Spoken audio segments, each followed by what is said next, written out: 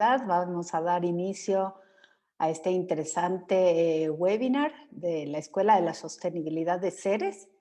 Quiero agradecer la participación y la predisposición de Sabrina Luzgarden, directora nacional de Hayas Ecuador, por acompañarnos el día de hoy y podernos contar en base a su experiencia sobre la gestión de proyectos sociales. Sabrina, además de ser una gran profesional, la considero una amiga personal y una amiga de Ceres, así que realmente gracias, Sabri, por acompañarnos el día de hoy. Les voy a presentar a Sabrina. Realmente las palabras quedarán cortas con todo lo que les cuente, pero Sabrina trabaja como directora nacional de la organización Hayas en Ecuador desde hace 18 años y a lo largo de su carrera ha promovido el respeto y el cumplimiento de los derechos humanos en todos sus ámbitos, con especial énfasis en la población refugiada y migrante. Desde el año 2003, cuando Hayas inició su programa de refugiados y solicitantes de asilo con la Agencia del Alto Comisionado de las Naciones Unidas para los Refugiados, ACNUR, Sabrina ha liderado programas de asistencia humanitaria, salud mental, apoyo psicosocial, integración socioeconómica y alivio de la pobreza y trabajo con todas las comunidades de acogida para promover la cohesión social.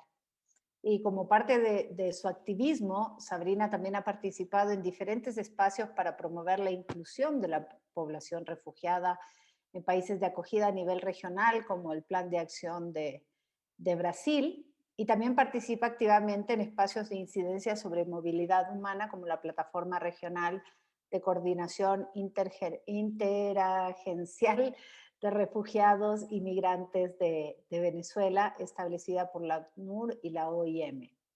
También ha trabajado muy intensamente en los últimos años en cuanto a la respuesta a la situación de Venezuela, coordinando la intervención de Hayas junto al gobierno ecuatoriano y otras organizaciones de la sociedad civil y la cooperación internacional, brindando asistencia humanitaria a lo largo del país a personas en situación de vulnerabilidad. Sabrina cuenta con estudios de maestría en gerencia para el desarrollo social y sin lugar a dudas en el marco de su trayectoria ha tenido la oportunidad de gestionar muchos proyectos sociales con la cooperación internacional, con los gobiernos locales y también con el sector privado. Así que, Sabrina, nuevamente mil gracias por acompañarnos. Me olvidaba de contar que Sabrina también ha sido parte y es parte del directorio de nuestra organización, asumiendo la vicepresidencia ya desde el año 2020. Así que, Sabri, bienvenida y bueno, vemos que se siguen conectando, pero este webinar es todo tuyo. Recordarles que por favor mantengan sus micrófonos apagados y pueden hacer las preguntas por el chat para poderlas responder al final de tu presentación. Adelante, Sabri. Perfecto, bueno, muchísimas gracias. Es un placer, muchas gracias Evangelina por la introducción. Es un placer para mí estar aquí y bueno, compartir un poquito con el tiempo que no es muy largo, pero un poquitico de lo que hemos hecho a nivel del tema que Ceres propone en el día de hoy. Y bueno, espero que sea de utilidad. De todas maneras, cualquier cosa estamos a la orden. Al final está también mi mail si quisieran hacerme alguna pregunta adicional.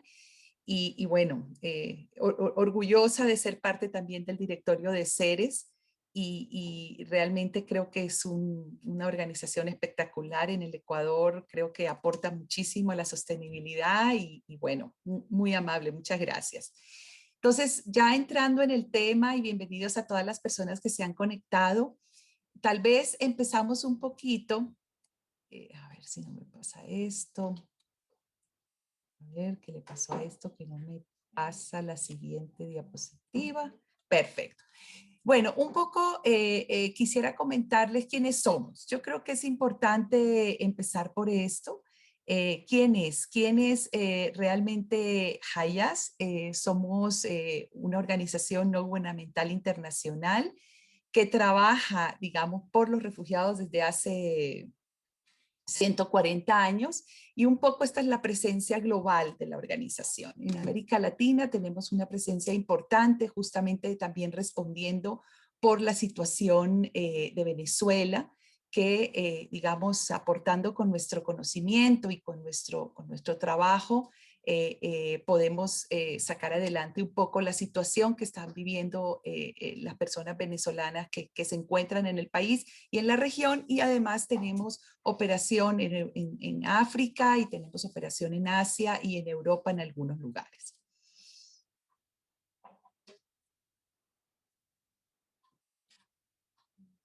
No me pasa tan fácil esto, permítame un segundo. Parecería que tengo alguna situación con pasar la diapositiva. ¿Con el cursor, Sabri? Sí, estoy en eso. Espéreme un ratito, justo estoy con el cursor, pero parecería que se trabó un poquito esta parte. Si me permiten un segundo. Sí, un poco raro está esto.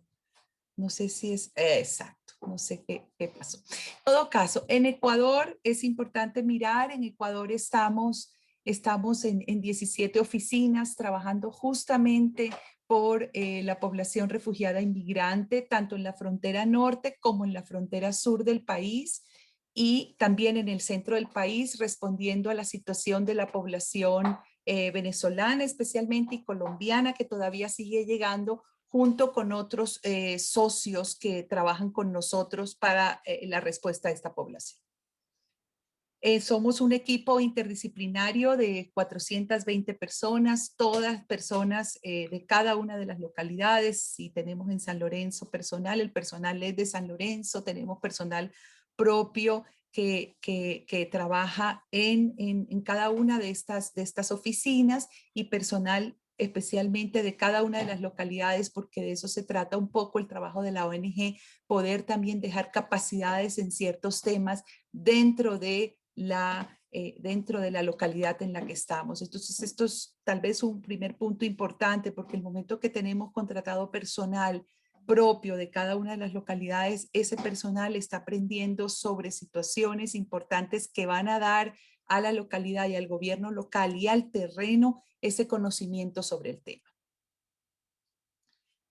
¿Cuál es nuestra estrategia de trabajo? Rápidamente, para ponernos en contexto, esto es especialmente de Hayas y ya vamos a entrar a nuestro tema. Los pilares de intervención de la organización son salud mental y apoyo psicosocial, trabajando mucho en las comunidades, todo el tema de orientación legal y protección, prevención y respuesta a la violencia basada en género e inclusión económica. Estos son los pilares con los que trabajamos para la atención a la población refugiada que atendemos, y obviamente hay todo un componente de asistencia humanitaria de emergencia en entrega de cash y ciertas cuestiones para aliviar un poco, asistencia alimentaria también para aliviar un poco la situación de la población. Y todo esto en base al ejercicio de derechos de la población. Y aquí hay un punto también importante cuando queremos hablar de gestión de proyectos sociales, y es pensar siempre en los derechos de la población y cómo los derechos de la población los podemos resaltar en una propuesta social que vayamos a hacer algún donante. Solamente para medir la magnitud un poco de las atenciones de la organización, es importante, digamos, somos una organización grande que trabaja y hemos podido impactar, aquí hay un número, 147,000 personas que han sido apoyadas hasta la fecha en el 2021, que me parecía un número importante para poderlo colocar. Bien, ahora entrando un poquitito al tema, hemos preparado unas cuestiones muy básicas que con muchísimo gusto podemos recibir después algunas preguntas, pero que creemos que pueden ser la base de cualquier proyecto social. Cuando nosotros hablamos de un ciclo de proyectos, nosotros tenemos que hablar de esto que estamos poniendo en la diapositiva. Un diagnóstico, ya vamos a ir paso por paso. Un diagnóstico, una planeación, una asignación de recursos para poder implementarlo, el monitoreo y control y la evaluación. Aspectos importantes que en un momento dado no se le había dado tanta fuerza, que es el monitoreo y control, o monitoreo y control y monitoreo y evaluación, que se llama, para poder evaluar cómo está el proyecto. Y creo que esto es clave cuando nosotros queremos presentar las propuestas. ¿Cuáles son nuestros planes de monitoreo y evaluación de la propuesta? Ya vamos a ir viendo punto por punto de qué se trata cada uno de estos, de lo que llamamos el ciclo de gestión de proyectos. Entonces, en el diagnóstico tiene que hacerse con datos reales y tomando en cuenta a la población que estamos llegando. Y ahí es en el terreno y a nivel nacional. En el terreno quiere decir en las localidades donde vamos a hacer nuestro proyecto. Tenemos que analizar e identificar las necesidades apremiantes de la población. Y eso también se analiza en conjunto con otros actores que están de pronto dentro del mismo ámbito de trabajo, además de la situación del contexto. Entonces, esto, ¿cómo hacemos para recoger? Estas son algunas de las sugerencias para recoger y que Hayas hace para recoger información antes de presentar el proyecto. ¿Cuál es el diagnóstico que tenemos? Todos lo vemos. Si nosotros hablamos de la situación de la población venezolana en el Ecuador, lo estamos viendo, ¿verdad? Toda la población lo ve, pero hay que hacer un análisis mucho más profundo de qué es lo que está pasando. Entonces, lo que se hace es levantamiento rápido de necesidades. Ahí, esto es lo que le llaman en inglés Rapid Need Assessment. Y lo que se hace aquí es un poco conversar con la gente e ir levantando información directo de la población con la que vamos a trabajar. Mediante mecanismos de quejas y sugerencias a disposición, que esto lo vamos a ver. Esto es parte de lo que nosotros, si nosotros estamos ya en terreno, la población misma tiene mecanismos, que los vamos a ver en un ratito, que la población se acerca a mirar y se acerca a decir, mira, hay ciertas situaciones que nos están pasando, no podemos acceder a salud, no podemos acceder a esto. Entonces, nosotros tomamos en cuenta estas sugerencias. Todo el tema de análisis de riesgos del contexto. ¿Qué está pasando? ¿Cuál es la situación política? ¿Será que hay posibilidades de documentar, no documentar? Hay ciertas cuestiones que hacemos análisis de lo que llamamos de riesgos. Grupos focales de la misma población que recogen las opiniones y podemos escuchar de la propia población beneficiaria qué es lo que les apremia, cuál es su situación, escucharles. Entonces podemos ahí trabajar con las necesidades directamente con ellos, porque aquí no venimos nosotros a salvar a nadie. Aquí venimos a hacer un trabajo conjunto con la población, donde la población es el mandante, es el que nos da la guía y nosotros vamos a poderles apoyar en las situaciones. Somos la voz de ellos en cierto sentido.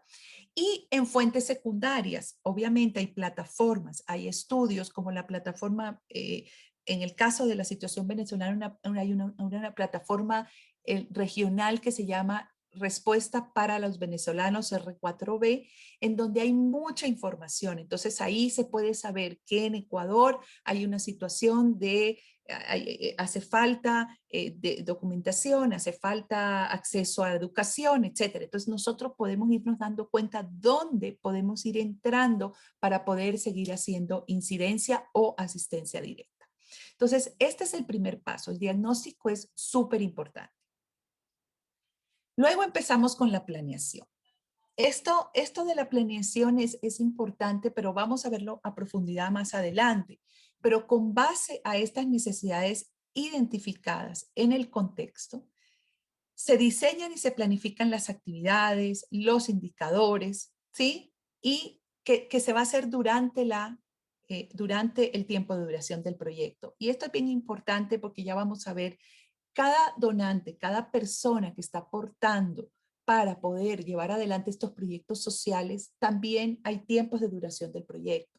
Entonces, hay donantes que aportan con un año, que tienen multianual por 2, 3 años. Entonces, dependiendo de eso, se hace todo un trabajo de planeación. Y es importante considerar estos aspectos que estoy poniendo en la misma diapositiva, estos aspectos para la planeación. Siempre este enfoque de derechos humanos y género. Muy importante. El tema de género es muy importante, que qué bueno que digamos, ha cogido muchísima fuerza en los últimos años. Yo digo porque he presentado proyectos sociales desde hace 18 años y yo he podido ver cómo ha ido de un menos a un más en este enfoque de género en las propuestas. Luego hay que considerar aspectos como políticas contra fraude, políticas anticorrupción. ¿Qué tiene la organización con respecto a esto? Esto en general es algo que los donantes lo piden. ¿Por qué? Porque obviamente los fondos que están entrando a la organización tienen que tener un cuidado especial y tienen que ser dirigidos y específicos a los proyectos que nosotros estamos presentando y a los indicadores y a los objetivos que estamos presentando y a las actividades. Entonces tiene que haber una política clara. Hay algo muy importante en los proyectos sociales y es lo que se llama en español PEAS y en inglés PSEA. Es el prevención de la explotación y el abuso sexual. Es muy importante que las organizaciones tengan una política con respecto a esto, porque este poder que pueden tener las ONGs sobre las poblaciones más vulnerables, se ha escuchado de casos de organizaciones en las que ha habido relaciones por esas diferencias de poder, porque el momento en que uno está asistiendo a una persona, esa persona está en una situación muy vulnerable y el poder lo tiene la persona que lo está atendiendo.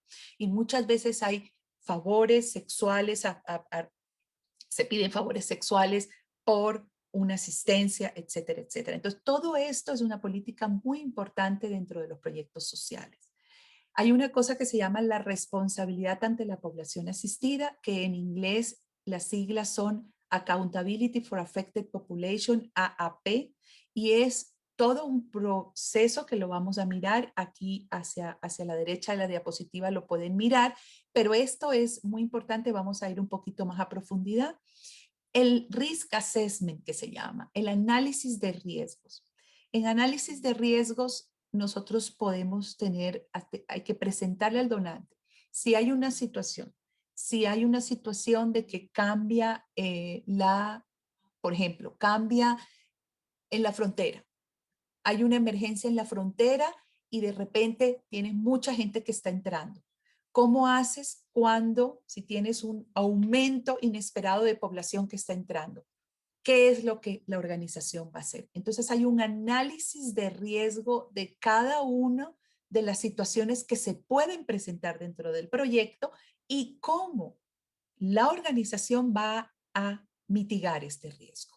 Y este risk assessment es algo muy importante que se debe presentar en los proyectos. Hay muchas cuestiones que pueden pasar. Por ejemplo, hay situaciones en las que hay en una cierta en una cierta comunidad hay un aumento de discriminación y xenofobia hacia la población. ¿Cuál es la mitigación de ese riesgo? Y entonces tengo que detallar la mitigación de ese riesgo. Y esto es muy importante considerar en una planeación del proyecto. Y obviamente todo el tema de código de conducta de la organización, que es fundamental dentro de estos proyectos. Luego hay un tema para la planeación importante y es todo el tema del presupuesto y recursos humanos. Y esto voy a recalcarlo importantemente porque el presupuesto, normalmente los donantes y los socios que nos están apoyando tienen un techo de presupuesto para las propuestas. Y muchas veces eh, y a esto, entonces dentro del presupuesto tiene que estar la cantidad de recurso humano para poder llevar adelante el proyecto. Y esto es muchas de las situaciones que se pueden presentar en los proyectos, que yo tengo indicadores para atención de 1000 personas, pero pongo 4 personas como recurso humano. Entonces, ¿qué pasa? No tengo capacidad para llevar adelante el proyecto. Entonces, ese equilibrio de cuántas personas puedo ingresar a un presupuesto para poder llevar adelante con tranquilidad el proyecto es un reto muy importante que yo lo puse también en una diapositiva como para poderlo profundizar un poco más.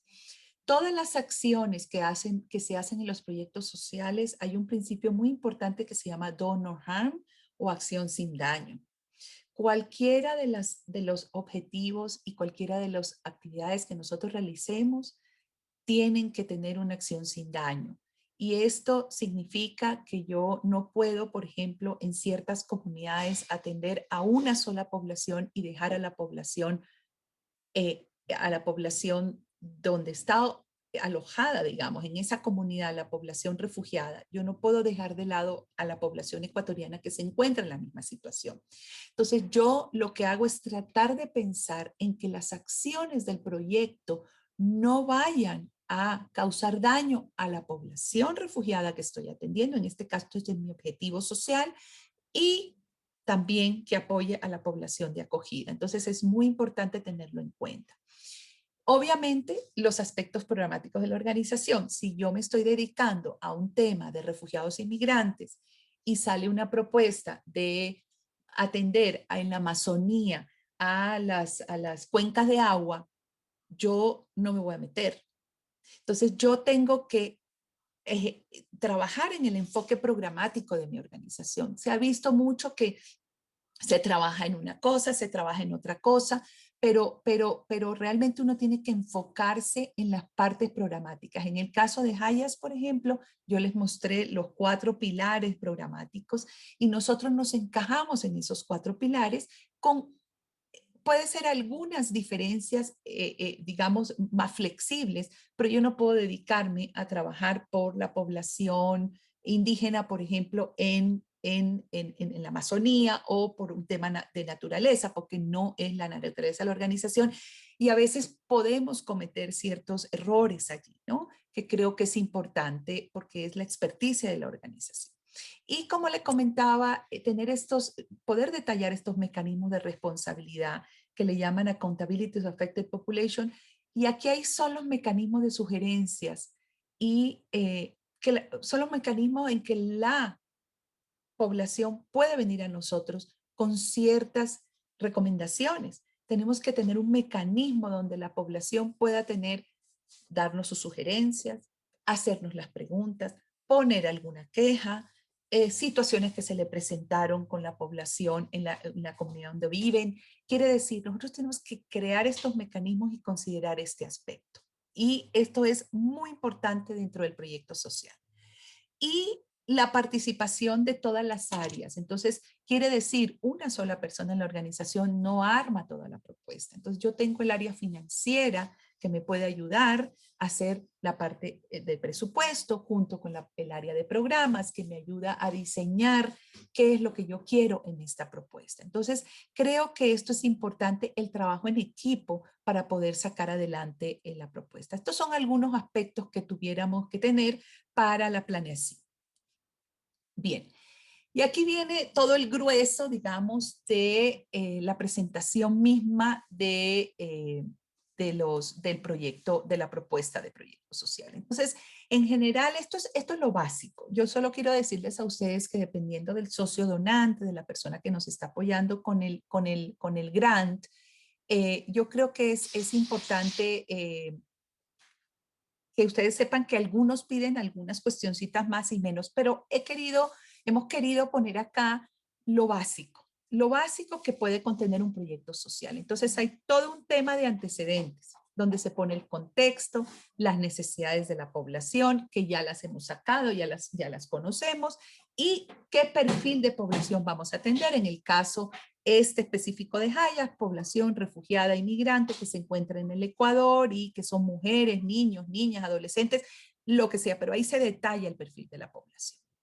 Luego tenemos todo el tema de objetivos y actividades. Y esto va guiado por los programas organizacionales. Y vamos a ver algunos ejemplos ahora un poquito más adelante.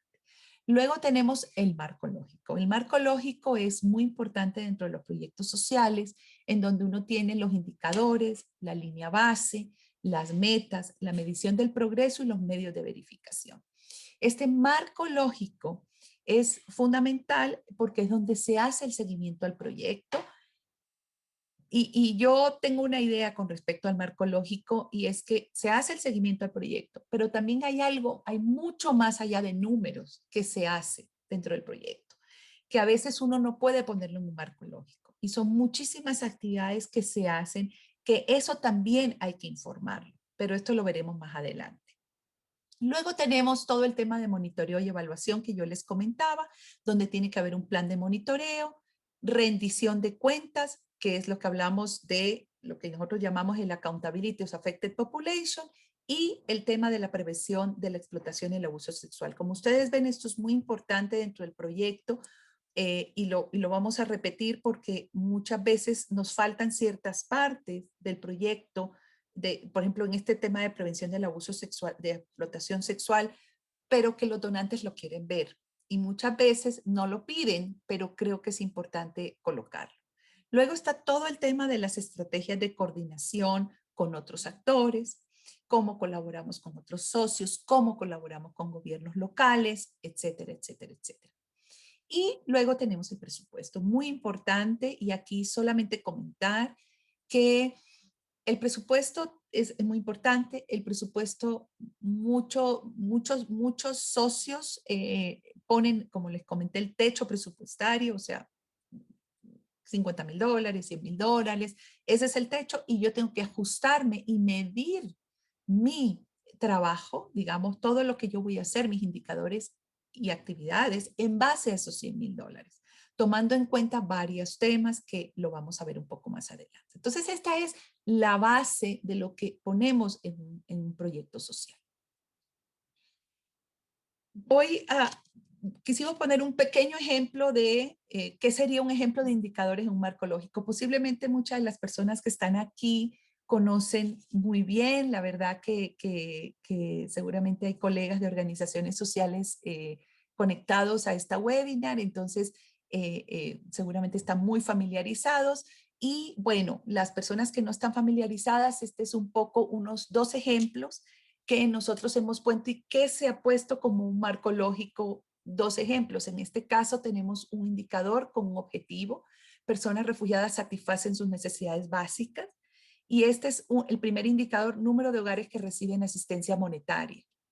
Entonces, nosotros vamos a medir un resultado, la meta 760 hogares, la línea de base son 330, ¿no es cierto? Que es lo que venimos nosotros midiendo en en periodos anteriores y cuáles son los medios de verificación, un sistema de seguimiento de indicadores. Luego, objetivo 2, personas refugiadas tienen mayor acceso a medios de vida dignos que promueven su inclusión económica. Indicador 2.1, porcentaje de personas refugiadas apoyadas por servicios de inclusión económica que encuentran empleo al final del año. Esto es un indicador de impacto. La meta que nosotros queremos buscar es el 20% de la población y la línea de base es el 11%. ¿Cómo lo medimos? Estadísticas mensuales de sistemas de seguimiento de indicadores, registro de personas contratadas. Entonces, cada uno de los indicadores tiene un medio de verificación para que cuando haya alguna auditoría o no, pero que nos ayude también a la organización a ir mirando cómo va el proyecto, yo pueda irme al registro de personas contratadas, yo pueda irme a las estadísticas mensuales del sistema de seguimiento de indicadores. Entonces, esto es como un ejemplo para que ustedes puedan ver un poco cómo se arma. Luego de esto, hay obviamente una valoración de la propuesta, revisión por parte del donante, se verifican las actividades y presupuesto, hay una aprobación y hay una asignación de recursos. Si es que la organización accede al grant, digamos, ¿no? Porque accede a la donación, porque lo que pasa en este mundo es que salen propuestas. Y creo que Evangelina hizo un excelente trabajo en un momento dado. Yo recuerdo en que Evangelina sacó todo un listado, ¿no? Evangelina ya me dirá al final de la presentación de a dónde se pueden acceder, a sitios donde se pueden acceder para propuestas, para presentar propuestas sociales. Y en ese sentido, obviamente, las organizaciones aplican y el donante toma la decisión de darle o no el grant a determinada organización o a un consorcio de organizaciones, que esto me parece muy importante recalcar que en estos momentos hay una tendencia muy importante, que no la había hace muchos años, de trabajar en consorcio. ¿Esto qué significa? Son 2 o 3 organizaciones que se juntan para presentar en conjunto una propuesta al donante. ¿Qué es lo que pasa allí? Hay un líder del consorcio y hay 2 o 3 organizaciones, dependiendo de los recursos, que son las que van a trabajar para llevar adelante entre las 3, si son 3 organizaciones, el proyecto.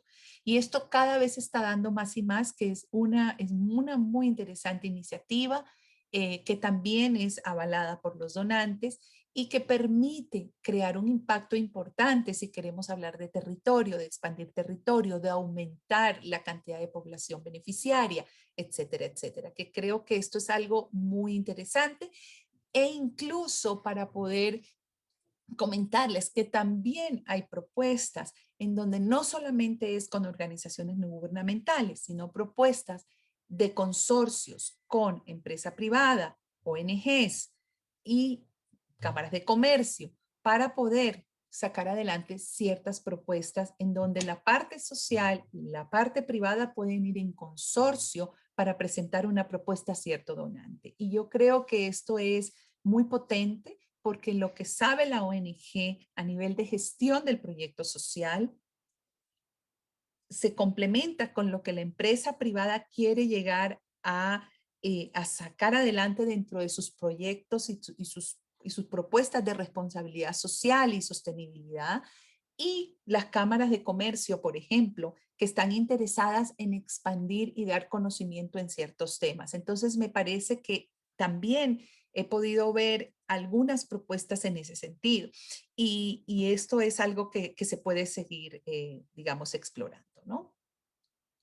Luego tenemos la implementación. Obviamente en la implementación hay muchos temas. Nosotros hemos puesto algunas cosas y seguro que si alguno de ustedes va a empezar con un proyecto social, etcétera, hay muchas cosas que podemos ir dándonos cuenta de cómo va saliendo en el día a día la situación, pero más o menos estos son algunos de las propuestas que hemos puesto para esta presentación, que es la selección y contratación de personal, la compra de equipos y activos, la adecuación de espacios, la asignación de presupuestos para cada una de las oficinas de terreno, dependiendo si es que tenemos una oficina, en el caso de Hayat, una oficina en Quito, y tenemos oficinas, como vimos, a nivel nacional. En ese sentido, lo que nosotros hacemos es adjudicar, digamos, presupuesto a las oficinas de terreno. Todo este tema de socialización, de mecanismos de quejas, de gestión de quejas de la población, que lo vamos a ver un poquito más adelante también, todo el tema de socialización del proyecto con las personas beneficiarias del proyecto, la elaboración de procedimientos estándar para que todas las oficinas y todos estemos en la misma línea, todo el tema de coordinación de agendas, reuniones, actividades con otros socios, actividades con gobiernos locales si sería necesario, y todo un tema importantísimo que es el control de la ejecución presupuestaria y programática, que esto también lo vamos a ver un poquito más adelante. Luego, dentro de todo este plan, ¿no es cierto?, de este ciclo de proyecto que vimos, nosotros, está la última parte que le llamamos el monitoreo y evaluación. Vamos al monitoreo y control del proyecto. Todos los proyectos sociales tienen que tener un plan de monitoreo y evaluación que se llama, ¿sí? Ahí vamos a medir el avance de los indicadores, las herramientas de recolección de datos y la frecuencia de recolección de los datos. Todo este plan, digamos, tiene que tener una sostenibilidad durante todo el proyecto. Y hay proyectos que se presentan, digamos, el reporte de avance trimestral, semestral, anual, también dependiendo del proyecto y también dependiendo de la organización. Y todo un seguimiento de los indicadores, tanto programáticos como presupuestarios. Entonces, todo esto es lo que se llama el monitoreo y evaluación y control del proyecto. Y esto más adelante vamos a ver, voy a pasar a la siguiente diapositiva. Todo esto se enmarca dentro de un plan de monitoreo y evaluación dentro del proyecto social. En donde ustedes pueden ver, tal vez voy a leer algunas de las cuestiones que contiene este plan de evaluación, pero, digamos, hay todo un tema de roles y responsabilidades de la recopilación de datos y el reporte de avances. Entonces, hay un grupo de personas que está a cargo de hacer todo este proceso de recolección de datos. Muy importante que lo pusimos más adelante, y es todo un tema del sistema donde se guardan los datos y cómo se da seguimiento a esto. hay una cuestión que se llama la calidad de los datos.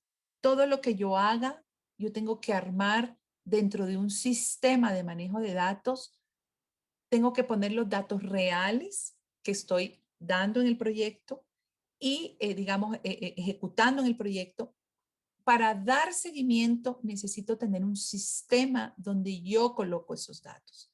Y esto es muy importante dentro de una organización porque muchas veces, y obviamente también depende del tamaño de la organización, no importa si es en una hoja Excel, si la organización es pequeña, pero es importante tener un sistema de recolección, de análisis y de seguimiento de los datos. Y obviamente de seguridad y protección de datos. En organizaciones de pronto más grandes hay todas unas restricciones a nivel de dónde se guardan los datos de la población, que necesitamos cuidar eso, que es lo que le llamamos la protección de datos, ¿sí? Y vamos a ver un poquito más adelante, pero eh, lo que se hace también en el plan es, se hace un marco lógico, como vimos un poco los indicadores, como ustedes vieron el ejemplo que puse, pero más ampliado sobre cómo vamos a ir midiendo ese indicador. Entonces, el tipo de indicador, si se están cumpliendo los medios de verificación, si se está desagregando por edad, por género, en qué frecuencia, quién es responsable del reporte, la línea base, las metas, o sea, tenemos todo un marco de monitoreo y evaluación que es todo una hoja de, digamos, de control de proyecto que es muy importante dentro del proyecto social. Y luego tenemos todo el tema de la matriz de seguimiento de indicadores y la evaluación. Ya le vamos a mirar un poco más adelante un ejemplo, ¿no? Un ejemplo de cómo nosotros damos seguimiento a los indicadores. Entonces, en el caso este ejemplo claro que tenemos acá, aquí tenemos la actividad, la línea de base que pusimos, cuál fue la meta del proyecto y cómo vamos avanzando a nivel de metas dentro del proyecto. Y creo que esto es importante porque uno va midiendo esto, porque yo me comprometo durante un año a atender a 500 personas, si estamos hablando de indicadores de resultados, yo me encargo de ver cómo voy avanzando. Entonces yo tengo en el Q1 50 personas atendidas, en el Q2 50 personas atendidas. ¿Qué está pasando en el proyecto? Porque yo me comprometí a 500. Entonces yo en el Q3 y en el Q4 que voy a correr para focalizar a la población para poderle entregar la asistencia. Yo debo realmente ahí mirar y poner un ojo y decir, no es posible, hay algo que está pasando. ¿Qué está pasando que yo no pude focalizar en el Q2, sino tan poquita gente? No, es que lo que pasa es que la comunidad, lo que pasa es que la población, no pudimos entrar a la comunidad para focalizar, hubo una situación con el COVID y las personas no pudieron acceder, etcétera. Entonces voy analizando los riesgos y voy mitigando y voy diciendo, bueno, ¿qué estrategia voy a tener para el tercer periodo y el cuarto para poder cumplir con mi indicador? Si yo no voy a poder cumplir con los indicadores, yo debo reportar esto hacia el donante, el socio donante que me está apoyando y decirle, hemos tenido situaciones importantes. Aquí la transparencia en los proyectos sociales es fundamental porque hay situaciones y proyectos sociales son proyectos sociales, es gente, hay situaciones, hay momentos, hay contextos, hay cuestiones que pasan todos los días. Entonces, me parece muy importante poder tener este sistema de seguimiento de indicadores. Eh, realmente lo que quisimos hacer y un poco como cuando conversábamos con la Pauli sobre el proyecto, cuando me invitaron, yo le comentaba a la Pauli, mira Pauli, realmente yo creo que es muy importante poder comentar un poco cómo pudo haber incidido en las propuestas, digamos, en los proyectos, todo el tema del COVID. Y el tema del COVID realmente para todas las personas, y estoy segura que colegas míos están aquí conectados, fue para nosotros un momento de rediseño del programa, porque no podíamos parar de atender. Ya teníamos un proyecto en curso. ¿Qué hacíamos? Y empezamos a rediseñar el programa. Y en ese sentido dijimos, bueno, quisiéramos que la población siga recibiendo los talleres, siga recibiendo de pronto la misma asistencia.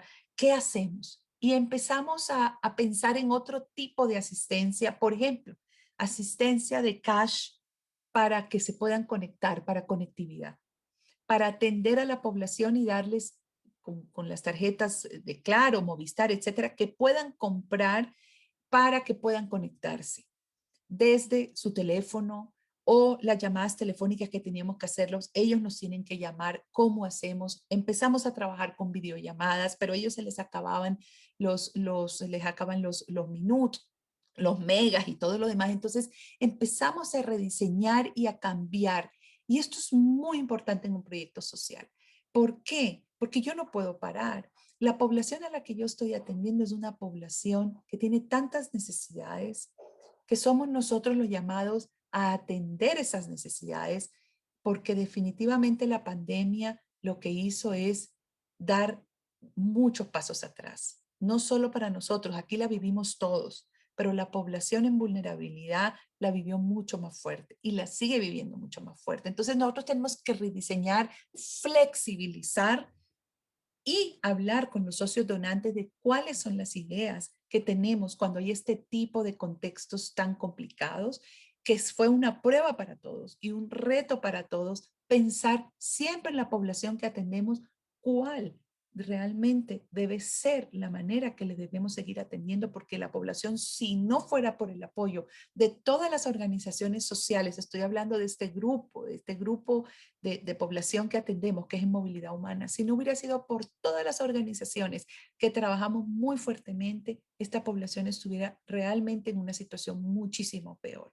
Y entonces creo que esto es muy importante, rediseño, flexibilidad. Información sobre la prevención del COVID, que esto fue muy importante para este momento.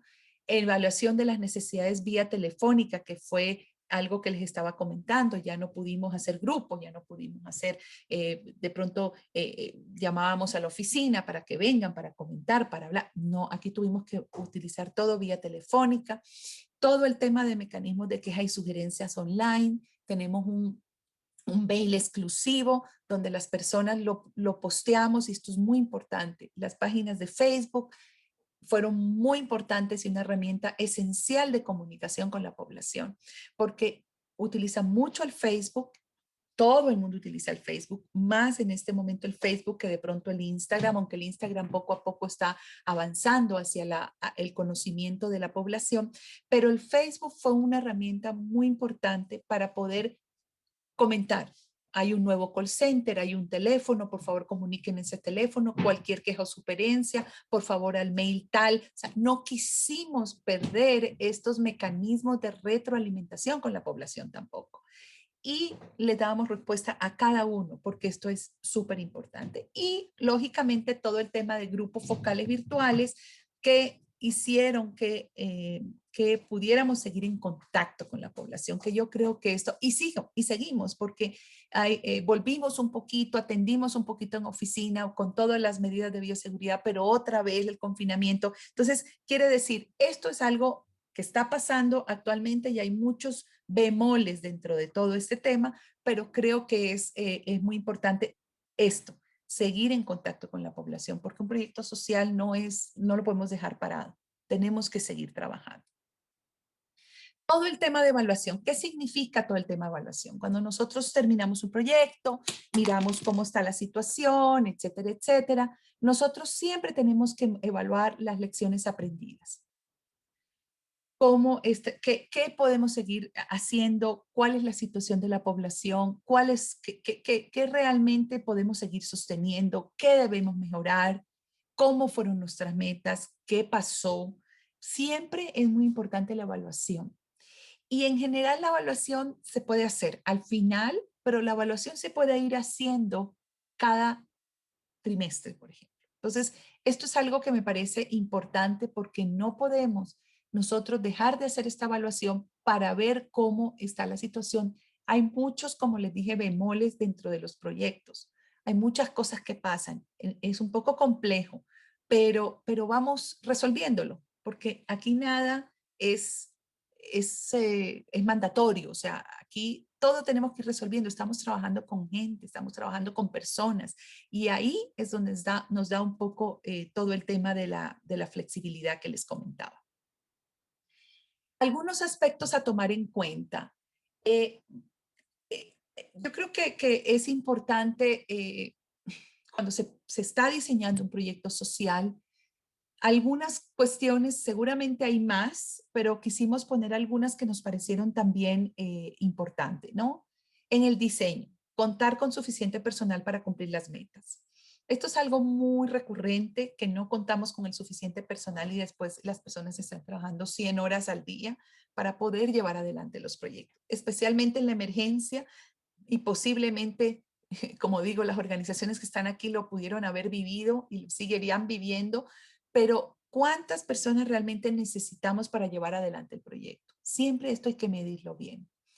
Todo el tema de presupuesto frente a la capacidad operativa. O sea, nosotros tenemos que armar un presupuesto completo, tratando de que, obviamente, es un presupuesto que va a tener de pronto un techo, pero nosotros tenemos que mirar todo lo que hace falta en el proyecto para llevarlo adelante. Y creo que esto es importante porque no nos podemos quedar cortos en ciertos temas. Entonces, yo tengo que hacer un equilibrio, un balance entre el presupuesto y lo que quiero lograr.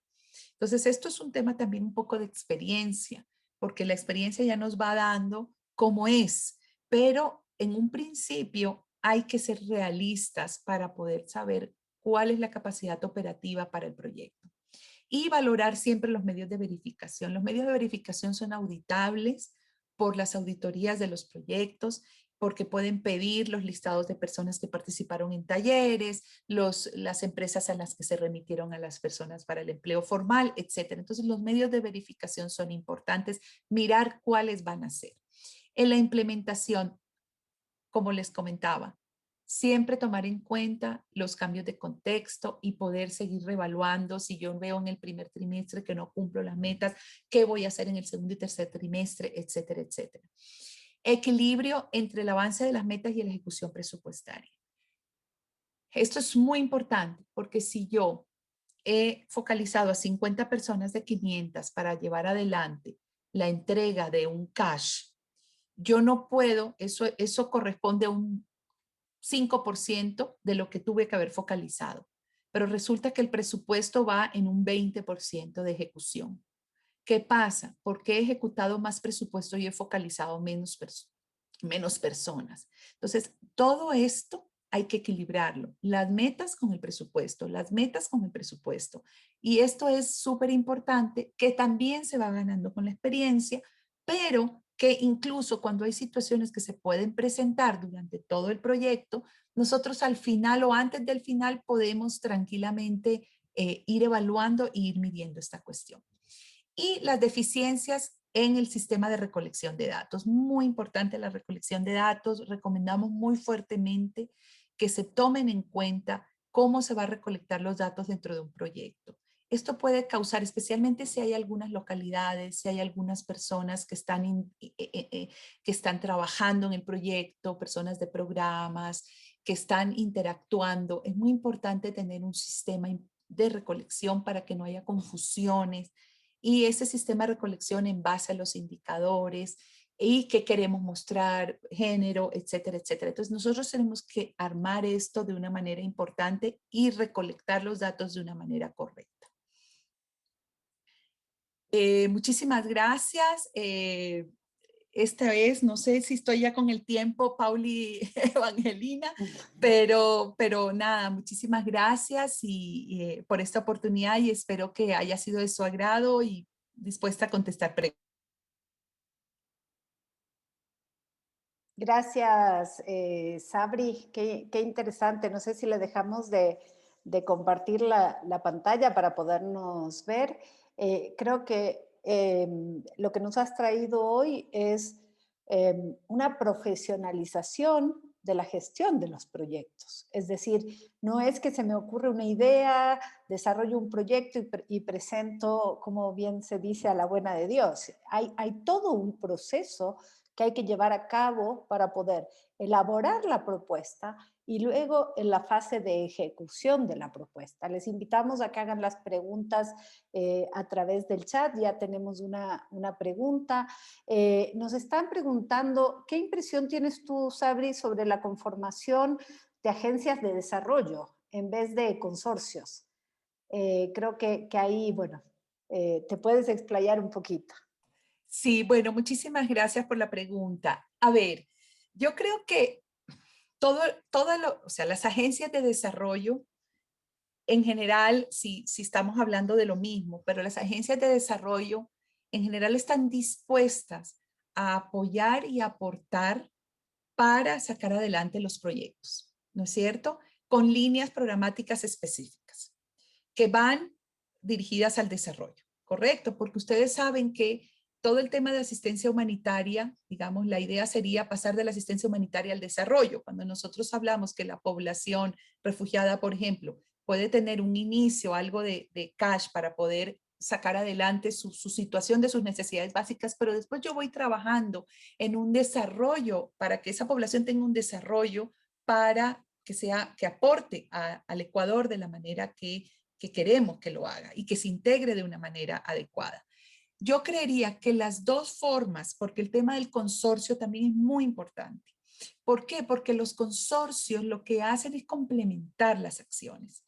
Los consorcios tienes diferentes, si estamos hablando de empresa pública o empresa privada, vamos a hablar, una empresa privada, una empresa con una ONG, la ONG va a poder darte esa, digamos, en ese consorcio, esa visión que de pronto la empresa privada no te da. Entonces, ¿qué pasa? Vas a poder llevar adelante las metas como empresa privada con una profesionalización, como dijiste vos, Evangelina, del tema del conocimiento de la ONG. Entonces, yo no veo uno versus el otro. Creo que depende también de los objetivos, depende también de lo que se proponga, pero creo que todo a la final es para el desarrollo de la población a la que va dirigida. Entonces, es un poco el enfoque y la manera como el objetivo se va planteando en cada una de estas dos opciones. Sí, yo creo que también es importante mencionar que cada vez más los donantes buscan esta interrelación entre los diferentes actores de la sociedad y esas capacidades que tienen las organizaciones de la sociedad civil ya instaladas para poder gestionar los proyectos, pero también la relación con el sector privado, inclusive con los GATS y demás, le genera muchísimo valor a las propuestas. Tenemos varias preguntas más. Orlando nos pregunta si en alguna parte de la presentación se habló de que el financiamiento del proyecto podría ser, a ver, perdón que se me acaba de mover, podría ser de un donante. ¿Hay algo formal establecido como donantes? Sí, bueno, Orlando, muchas gracias. Definitivamente, en general, cuando nosotros presentamos los proyectos sociales, nosotros tenemos un donante atrás, que puede ser variado. O sea, ahí sí tienes gobiernos, ahí tienes organizaciones, puede ser privadas, empresa privada, tienes diferentes rangos de donantes. Hay que buscar, depende del área donde uno está trabajando. Si yo estoy trabajando en el área ambiental, yo tengo que buscar, si quiero desarrollar un proyecto, yo necesito buscar quiénes son los donantes que van a aportar. ¿Qué puede ser? Digan ustedes, vamos a hablar la Fundación Hilton, por ejemplo, como empresa privada. O tengo el gobierno americano como gobierno americano que aporta muchísimo al Ecuador en muchos de los ámbitos y en el área de refugio e inmigración muchísimo. Entonces, definitivamente hay que hablar de un donante. La verdad que nosotros le llamamos socios porque a la final nos están proponiendo digamos, apoyo con recursos, pero también somos socios en esto porque hay un interés por parte de este donante en que las cosas salgan bien. Entonces, esto es bien importante también como un cambio de paradigma, ¿no? Porque como uno dice, no, este es mi donante, entonces yo hago lo que el donante quiere. O sea, no funciona ya así. Funciona con un diálogo, con un socio que está interesado en que la organización pueda realmente sacar adelante pues el proyecto, ¿no? Creo que por ahí Orlando, no sé, pero bueno, ahí vamos. Sí, yo creo que es importantísimo eso que acabas de decir, es decir, buscar el ganar, ganar. No es lo que yo quiero ganar como organización, sino también lo que mi donante y las poblaciones necesitan. Es decir, en el marco del proyecto hay que pensarlo en esto, no como un proyecto de mi organización, como una fuente de financiamiento, como en algunas ocasiones ocurre. Tenemos una pregunta de Sofía. ¿Cuál es la clave para mantener el mismo proyecto a lo largo de los años? Esto tiene que ver con lo que mencionaste del análisis del contexto y las capacidades de adaptación. Sí, definitivamente esto es muy importante, ¿no? Porque, digamos, se han visto también casos, en el caso de Hayas es muy importante, puedo decir, tenemos 140 años trabajando en esta línea, con población en movilidad humana alrededor del mundo, llamémoslo así, ¿no? Pero esto es bien importante porque yo no puedo trabajar en otros temas que no sean esos, porque yo voy perdiendo calidad en mi proyecto. Entonces, yo no digo de pronto salirse un poquito de ciertos temas, correcto, pero que vayan, pues yo tengo que saber de qué estoy hablando. O sea, el momento que yo presento una propuesta, yo no puedo decir que voy a presentar una propuesta ahora relacionada con, no sé, incluso en el mismo tema social, hablando de personas, ¿no? O sea, yo no soy experta en ciertos temas, yo no me voy a meter, pero si yo veo que hay algo que puedo complementar, voy a ponerles un ejemplo, déjenme ver si puedo poner un ejemplo acá. Si yo hablo de inclusión económica, yo hablo de inclusión económica para población refugiada inmigrante y estoy trabajando en eso muy fuertemente. Pero también puedo trabajar, ahí sí, con situaciones, con población, vamos a ver, con población indígena para trabajar en temas de inclusión económica, por dar el ejemplo. Estoy hablando una cuestión muy al azar. ¿Por qué? Porque yo tengo mi expertise en inclusión económica y de pronto hay poblaciones vulnerables en las que yo tengo herramientas que puedo apoyar para que la población indígena pueda tener mejor acceso a ciertos temas de inclusión económica. Entonces, yo puedo darle la vuelta en cierto sentido, pero yo no voy a poder, porque yo estoy trabajando en mi experticia programática de inclusión económica a otras poblaciones, pero yo no puedo irme a trabajar en temas de, por ejemplo, de VIH. Yo no me voy a poner a trabajar con temas de VIH porque hay un financiamiento para VIH y es un tema importantísimo. Yo tengo que decir, no, esa propuesta no la tomo porque esto no va con mi línea programática. Esto más o menos sería la idea. Sí, perfecto, Sabri. Y entender que un proyecto debe estar enfocado a cambiar el entorno adverso. Y si tú no lo cambias, es decir, el proyecto no ha logrado los objetivos. Creo que lo que hay que ir viendo es cómo se va complementando o cómo vas utilizando las capacidades adquiridas en el proyecto para replicarlo en otras poblaciones o demás. Juan Martín Müller, que nos acompaña y a quien tú conoces mucho, Sabri, te agradece por compartir tu experiencia y nos dice, las redes sociales son un gran aliado cuando quieres llegar a un amplio grupo de la población, pero cuando tienes un apoyo a un grupo específico de la población pueden ser un problema. ¿Las han usado para llegar únicamente a los donantes o a un grupo específico de beneficiarios, más allá de comunicar las acciones de determinados proyectos? Creo que por ahí va lo que menciona Juan Martín. Sí, muy interesante, Juan Martín, querido, ¿cómo vas? Qué gusto, qué gusto, qué gusto tenerte acá. Bueno, a ver, Juan Martín, sí, definitivamente hay algunas estrategias con el tema de redes sociales que la organización tiene. De hecho, acabó una consultoría sobre los diferentes medios que la organización y los diferentes públicos.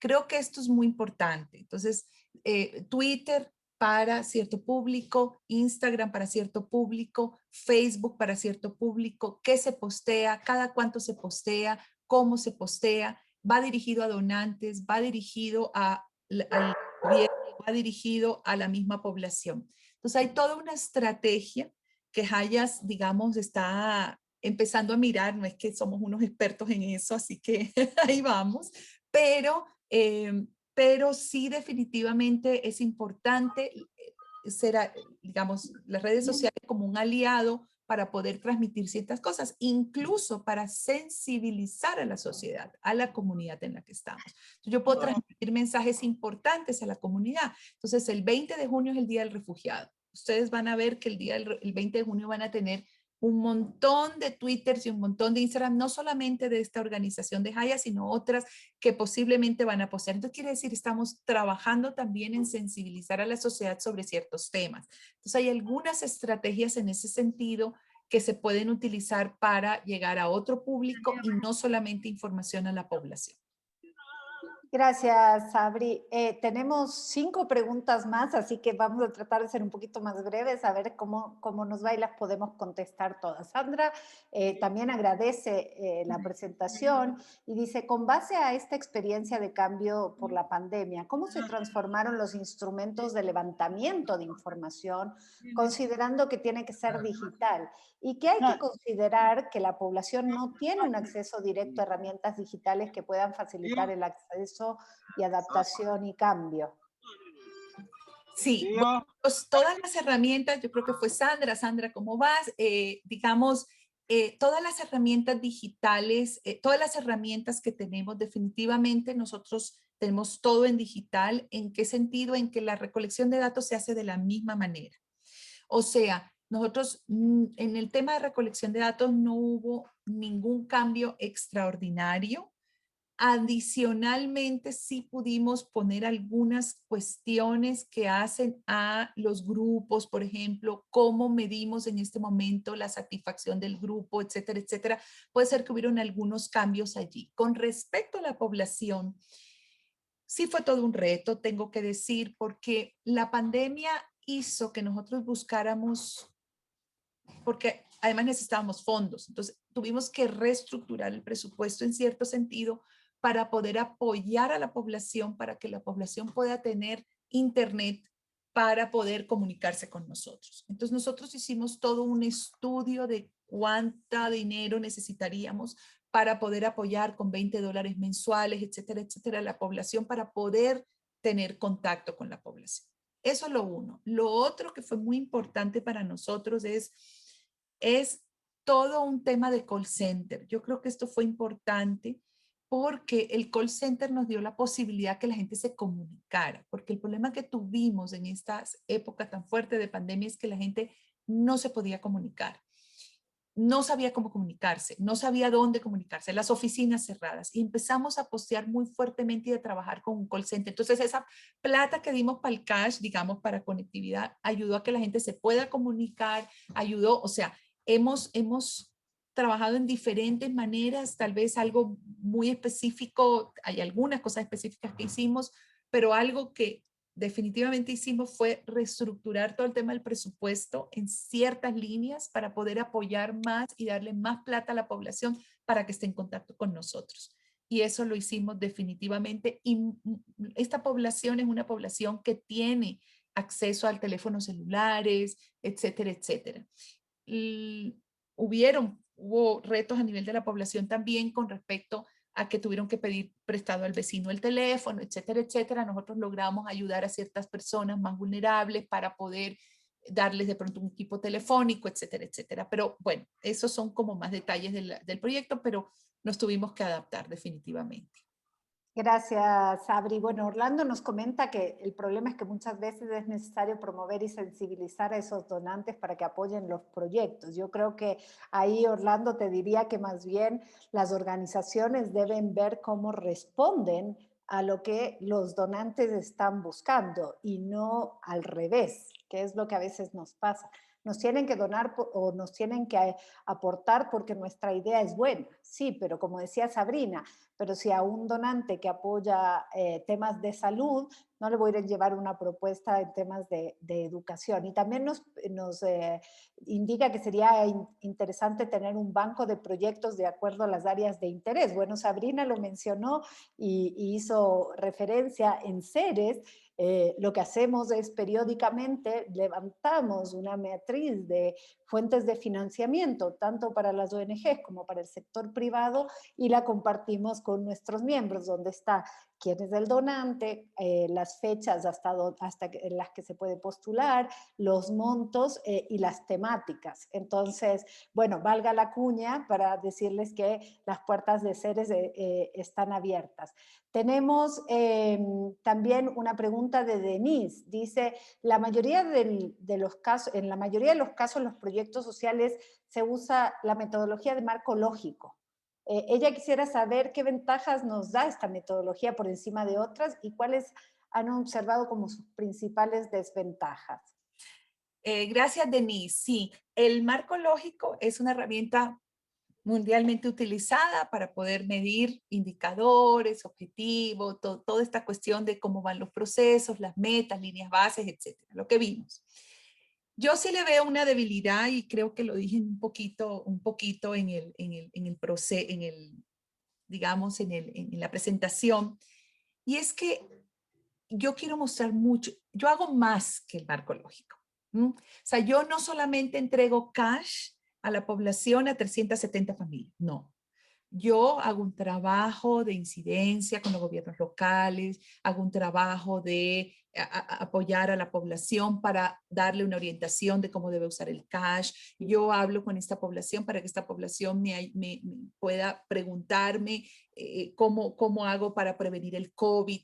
Toda esa parte que es más analítica, que es menos numérica, falta en el marco lógico.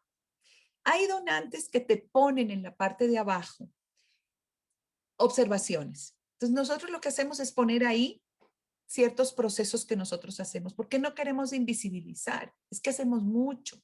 Es que hacemos mucho más que esos números. Y hay una parte que en los reportes que hacemos en donde podemos explayarnos más. Entonces yo creo que ahí está una debilidad importante del marco lógico. No, yo creo que como una sugerencia, siempre hay que poner todo lo que uno hace para que pueda uno visibilizar el trabajo fuerte que se está haciendo en ese sentido. Yo quiero decirles a ustedes que en mi experiencia, el socio que está donando en este momento para el proyecto, este socio cada vez ve números, pero también ve la gestión. Por eso es importante ponerla, no dejar de ponerlo, porque sí lo están leyendo y lo están leyendo cada vez más, porque saben que detrás de esos números hay un trabajo importante que se está haciendo. Sabri, gracias. Y aprovecho, tenemos dos preguntas más, si no me equivoco, ya las voy a decir, pero quiero aprovechar para comentarles que Ceres está trayendo a Ecuador la representación, perdón, de un software muy innovador para medición de impacto, tanto para organizaciones de la sociedad civil como para el sector empresarial. Así que en el segundo semestre vamos a tener una herramienta muy valiosa a disponibilidad de las organizaciones del Ecuador, así que estén muy pendientes de este anuncio. Verónica Zambrano nos menciona, la matriz de seguimiento de indicadores está en función de lo programado en el POA exclusivamente, Sabri. Perdón, Evangelina. No te preocupes. La pregunta, tranquila, cuenta. Que Verónica Zambrano nos dice que la matriz de seguimiento de indicadores está en función de lo programado en el POA exclusivamente. Bueno, ahí depende, o sea, está en función de lo presentado al donante, de lo que yo voy a cumplir como indicador, Verónica. O sea, nosotros lo que hacemos es eso, ¿no? O sea, definitivamente nosotros tenemos en la matriz de, digamos, de indicadores, tenemos el objetivo, ¿no es cierto? Tenemos el indicador, tenemos las actividades, ¿no es cierto? Que vamos a ir desarrollando. En función de eso, nosotros rendimos cuentas, digamos, ¿no? Todo lo que se haga aparte, porque tú haces un POA aparte, de pronto hay organizaciones que hacen un POA aparte y hay otras que no, digamos, para poder llevar adelante su programa, digamos, operativo anual. Entonces, nosotros al donante es todo el tema de marco lógico y dependiendo de cómo la organización lo maneje, puede usar su POA para llevar adelante estos indicadores. Entonces, mucho depende de la organización, del tamaño de la organización. Sí es recomendable hacer un POA como un mecanismo de seguir dando dirección al equipo que tiene que ejecutar. Entonces, si yo tengo una actividad y es la entrega de cash, entonces yo puedo poner en el POA, ¿no es cierto? Digamos, en el plan operativo anual, qué es lo que yo debo hacer, quién lo debe hacer, cómo se debe hacer, qué procedimiento operativo debe usar, etcétera, etcétera. No sé si la pregunta está respondida, pero en general es en base al marco lógico. Bueno, Sabri, creo que no tenemos más preguntas. Si alguna nos quedó pendiente de responder, les pedimos mil disculpas. Quiero mencionarles que este webinar ha sido grabado y estará colgado en nuestra biblioteca de seres, como les mencioné en el chat, en www.redseres.org. Posterior a este webinar, nosotros hacemos una evaluación para además identificar, no te vamos a evaluar a ti, Sabri, porque esta presentación magistral que nos has hecho, Gracias. sino que nos interesa conocer de ustedes qué más podemos generar a través de la Escuela de la Sostenibilidad, y una vez que hagan esa evaluación les va a llegar la presentación que Sabri nos va a compartir para que la puedan tener como fuente de consulta. No quiero más que agradecer a las más de 90 personas que se han conectado el día de hoy.